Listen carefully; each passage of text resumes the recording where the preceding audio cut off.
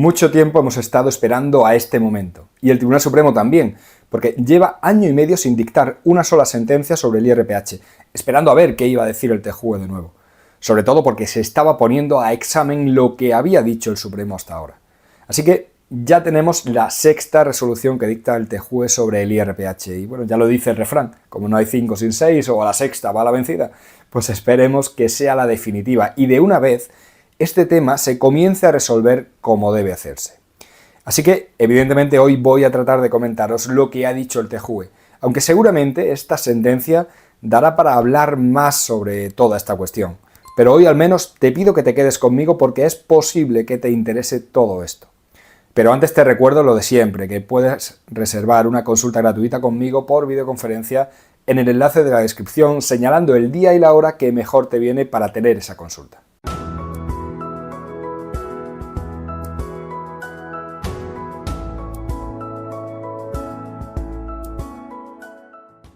Soy Javier Fuentes, abogado y fundador del despacho que le pone el nombre a este canal, Jurisfirma Abogados. Hay miles de personas afectadas por tener incluido el IRPH como índice de referencia en sus préstamos hipotecarios. Para que te hagas una idea de qué implica ser afectado por este índice, te diré que un préstamo del año 2006 de unos 250.000 euros a 40 años con IRPH a día de hoy habría pagado unos 42.000 euros más de intereses que un préstamo igual pero con Euribor. Ser afectado por el IRPH implica que ese mismo consumidor estaría pagando más de 1.000 euros de cuota en este mismo mes de diciembre, mientras que si tuviera el Euribor estaría pagando algo más de 650 euros. Con eso puedes hacerte una idea de que no estamos hablando de una queja pequeña, sino de que el perjuicio que sufre un consumidor con IRPH le supone a un banco muchos miles de euros de beneficio de más que en un préstamo con Euribor. Y lo más importante es que en estos casos, o en la inmensa mayoría de estos casos, el consumidor no sabía lo que suponía que se le incluyera el IRPH. Es más, son muchísimos los consumidores que estaban convencidos de que su préstamo estaba referenciado al Euribor y a día de hoy aún hay muchos que lo creen así. Por eso, son miles los consumidores que estaban esperando a este 12 del 12, fecha en la que por fin íbamos a conocer el sexto pronunciamiento del TJUE sobre esta cuestión. Y fecha que el propio Tribunal Supremo ha estado esperando desde que el pasado 13 de julio de 2023 conociéramos la penúltima sentencia del TJUE en esta materia, sin dictar una sola sentencia. Dicho esto, son tres las cuestiones principales que se abordan en esta sentencia. El control de transparencia, es decir, qué tipo de cosas hay que observar para poder entender que la cláusula se incluyó de forma transparente, el control de abusividad, es decir, qué tipo de análisis hay que hacer para concluir si la entidad actuó con buena o mala fe y si la propia cláusula causa un desequilibrio importante entre el consumidor y el profesional, y la consecuencia de anular la cláusula, es decir, qué debe tenerse en cuenta por el juez al eliminar la cláusula, para ver si se debe dejar de aplicar simplemente o para el caso de que se entienda que la eliminación de la cláusula impidiera que el contrato pudiera subsistir, pues ver qué conllevaría la nulidad del contrato para cada parte. Así que lo primero es ver qué nos dice ahora el TJUE sobre el control de transparencia de la cláusula que incluye el IRPH como índice de referencia. Lo primero sobre lo que quiero llamar la atención es sobre algo que últimamente tanto el Tribunal Supremo como muchísimos juzgados y audiencias provinciales están olvidando. Y es algo que nos recuerda aquí nuevamente el TJUE en los párrafos 75 y 77 de esta sentencia. Y es que cuando se habla de transparencia se está hablando de que el consumidor tiene que disponer de información plena sobre las condiciones del contrato que va a firmar y sobre las consecuencias de firmar ese contrato. Y que esta información la debe tener a su disposición antes de la celebración del contrato. No hablamos, por tanto, de que simplemente conste en la escritura, sino que hablamos de que sea información que el consumidor ya haya tenido a su alcance antes de ir a firmar la escritura. Por eso hablamos de información precontractual. Dicho esto, en cuanto a la transparencia de esta cláusula, el TJUE contradice al Supremo cuando decía que el requisito de transparencia se cumplía por el mero hecho de que el propio IRPH y sus valores anteriores se habían publicado en el BOE, sin que se precisara ninguna información más al prestamista. aun cuando estamos hablando de un índice de referencia que en realidad es una TAE. Ahora, el TJUE nos concreta que eso bastaría, que la publicación en el BOE bastaría para que la cláusula de IRPH fuera transparente, solo si al consumidor se le había informado, añado previamente, de en qué BOE consta esa información, de qué elementos componen la definición, de tal forma que cualquier consumidor medio pudiera entender el funcionamiento concreto del método de cálculo del índice. Y muy importante, de que el propio Banco de España advertía que el IRPH se situaba por encima del valor de mercado y que por tanto era necesario aplicar un diferencial negativo para ajustar la TAE de la operación en cuestión a la de mercado.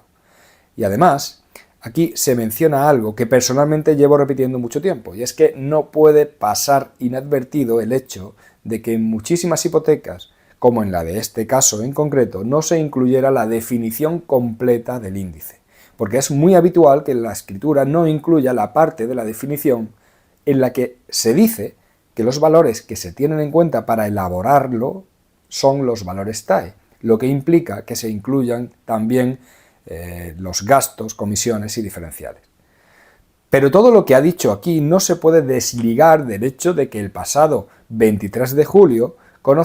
del 2023 conocimos otra sentencia del TJUE en la que se hablaba de esta información acerca del diferencial negativo y en la que expresamente se decía que se trata de una información pertinente para que el consumidor pudiera evaluar correctamente las consecuencias económicas de la celebración del contrato. Por tanto, que es una información necesaria para que la cláusula se incluya de forma transparente. Y no se puede olvidar, también decía, que dejar que el consumidor tenga que realizar una labor de investigación jurídica para poder acceder a esa información acerca de la necesidad de establecer un diferencial negativo, teniendo en cuenta la dificultad que hay para encontrar esa información, no puede esto exigírsele a ningún consumidor.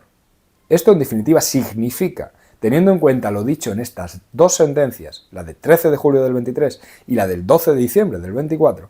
que incluso aunque se hubiera informado de la fórmula de cálculo y cómo funciona y de los valores del IRPH anteriores a la firma, si no se informa de que el propio Banco de España establece que el IRPH debe ir acompañado de un diferencial negativo, no puede entenderse que el consumidor tenía a su disposición toda la información necesaria para poder evaluar económicamente las consecuencias de firmar el contrato. Y por tanto, entiendo que es una información esencial para poder entender que la cláusula es transparente. Y todo esto sin dejar de tener en cuenta, como nos recuerda la sentencia, sus párrafos 92 y 93, que si la legislación establecía la obligación de dar determinada información concreta, el profesional debe cumplir con esa obligación. ¿Por qué digo esto? Pues porque últimamente se nos ha olvidado que, por ejemplo, la orden ministerial de 5 de mayo del 94 establecía la obligación de que si una hipoteca recaía sobre una vivienda, el prestatario es persona física y el importe del préstamo es igual o menor de 150.000 euros, había que entregar, entre otros documentos, un folleto informativo en el que debía constar, entre otras cosas, los valores del índice de como mínimo los 2 años anteriores. Dicho esto sobre el control de transparencia, el segundo gran bloque de la sentencia va dirigido a hablarnos del control de abusividad. Hasta ahora, el Tribunal Supremo ha zanjado el tema de la abusividad de la cláusula que incluye el IRPH en un préstamo hipotecario, afirmando que no puede haber mala fe en el banco que incluye este índice, porque estamos hablando de un índice oficial que además es el utilizado por la propia administración pública para los préstamos de vivienda protegida. Así, de un plumazo, se ha impedido entender que pueda ser abusivo incluir un índice como este. Esto es lo que ha dicho el Tribunal Supremo, aunque desde mi punto de vista resulta aún más sangrante lo que han venido diciendo las últimas sentencias de los juzgados de primera instancia y de las audiencias provinciales, porque el Supremo por lo menos no ha dictado ninguna sentencia desde que conocimos la del TJUE de julio del año pasado, pero el resto sí ha seguido dictando sentencias, obviando esa última sentencia del TJUE y como si en esa sentencia no se hubiera dicho nada, manteniendo lo que dijo el Supremo hasta ese momento. Bien, pues esta doctrina ahora la ha tumbado el TJUE, además de una forma muy clara y contundente, porque la sentencia nos dice expresamente en su párrafo 133 que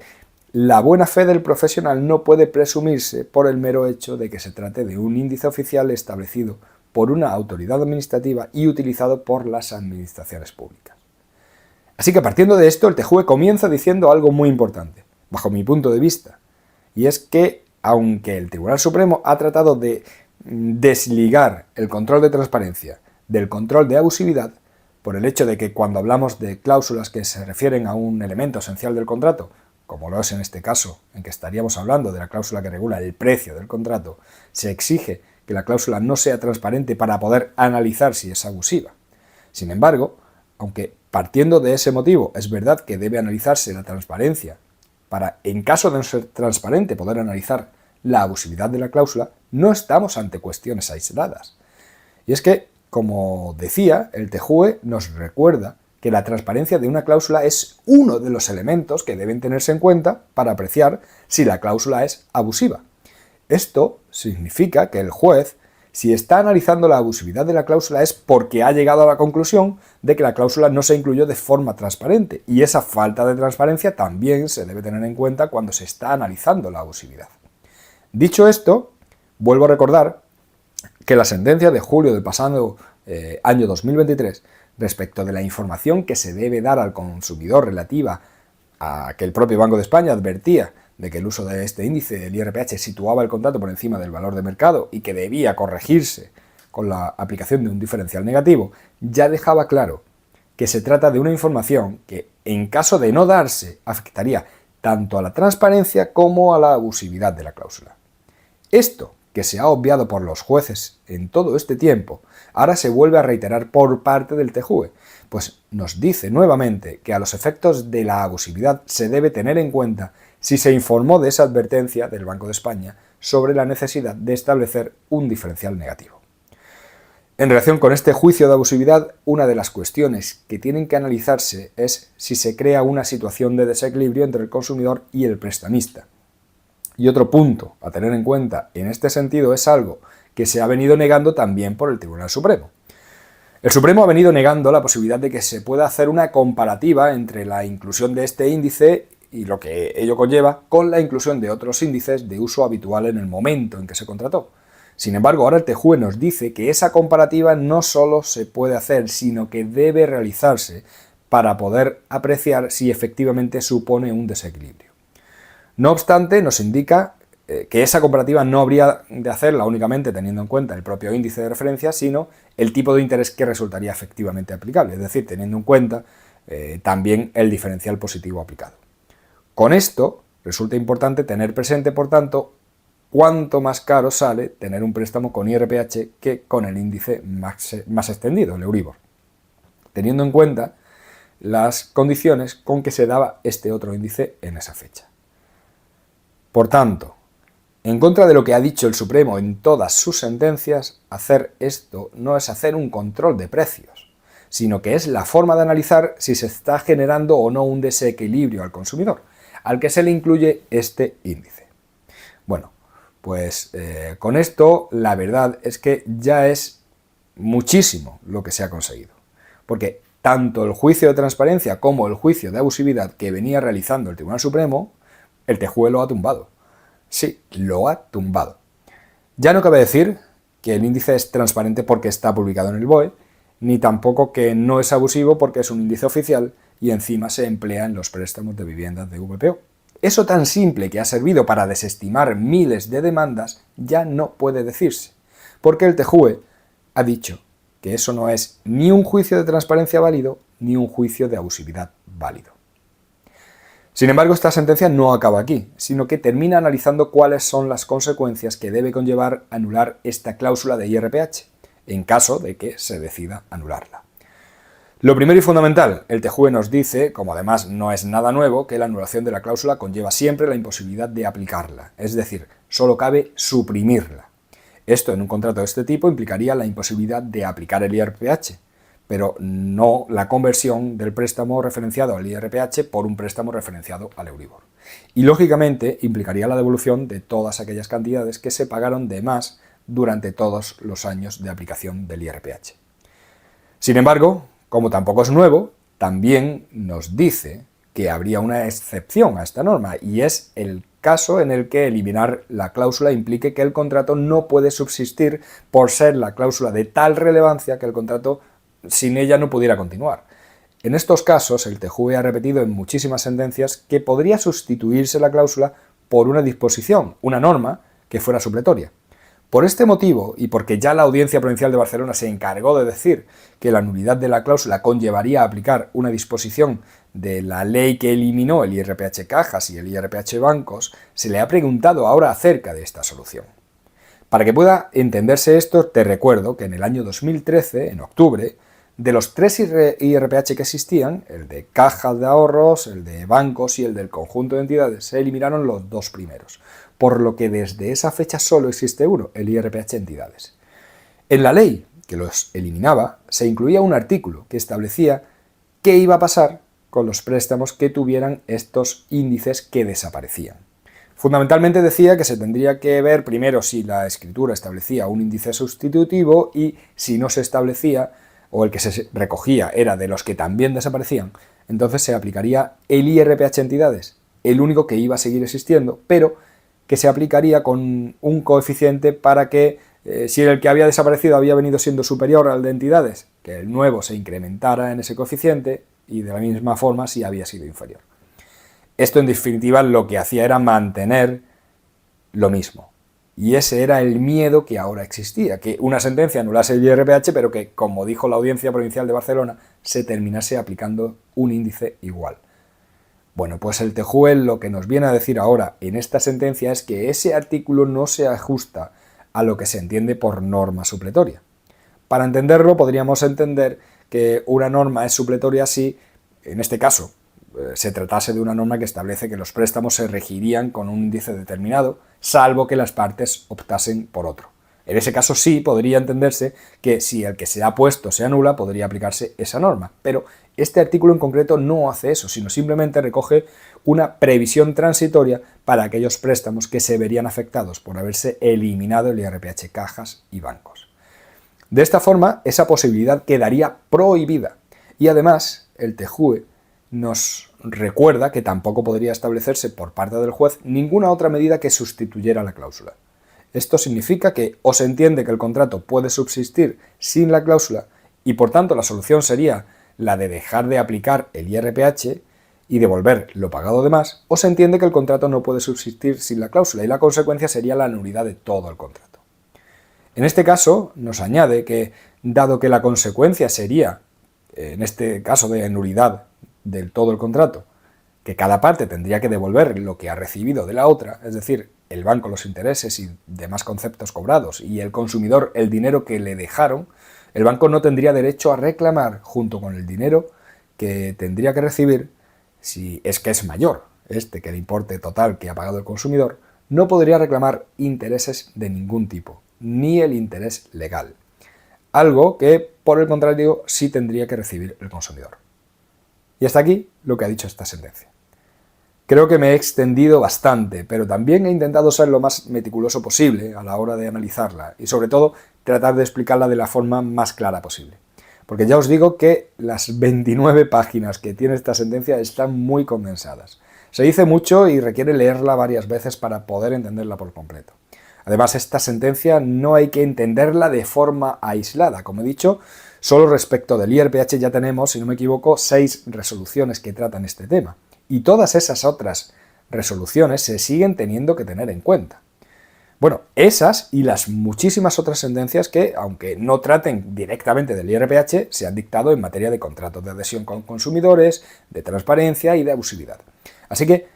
he intentado desgranarlo de la manera más clara posible. Esta sentencia, de todas formas, seguro que va a dar mucho más que hablar. Por lo pronto, quiero comentaros, aunque lo haré en otra grabación, porque esta ya es lo bastante larga como para extenderla aún más,